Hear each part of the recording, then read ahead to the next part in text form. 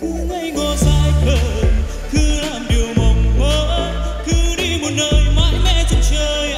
Đừng băn khoăn nghi ngờ, có hay không sai lầm, chắc cuộc đời buồn lắm, sống đam mê đi khát khao đi, giờ gì đã hoang phí.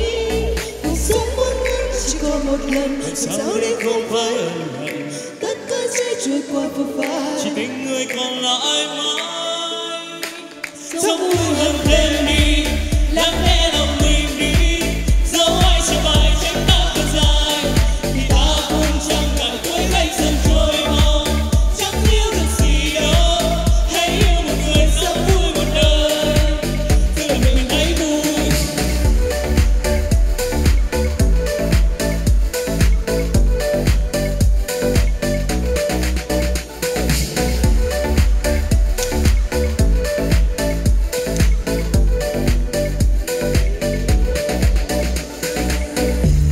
Thanh xuân năm Á luôn cháy hết mình như là tuổi đôi mươi, khởi tạo cảm hứng bằng cả trái tim và luôn nở nụ cười.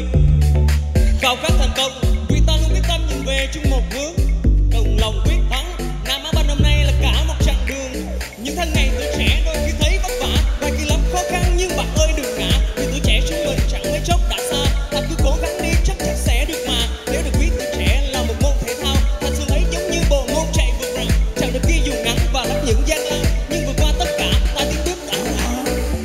sắc xanh đời chờ, sắc vàng mộng mơ, cứ đi đừng sợ, cứ Ngây ngô dại khờ, cứ làm điều mộng mơ, cứ đi một nơi mãi mê chân trời. Đừng băn khoăn nghi ngờ, có hay không sai lầm, chắc cuộc đời buồn lắm, sống đam mê đi khát khao đi, giờ gì đâu hoang phí. Cuộc sống vốn ngắn chỉ còn một lần, làm sao đây không phải ân hận, tất cả sẽ trôi qua phù phai, chỉ tình người còn lại thôi. Sống vui hơn thêm đi, lắng nghe lòng mình đi, dẫu ai trở bài trách ta thật dài, thì ta cũng chẳng ngại cuối thanh xuân trôi mau. Chẳng yêu được gì đâu, hãy yêu một người sống vui một đời, cứ để mình thấy vui.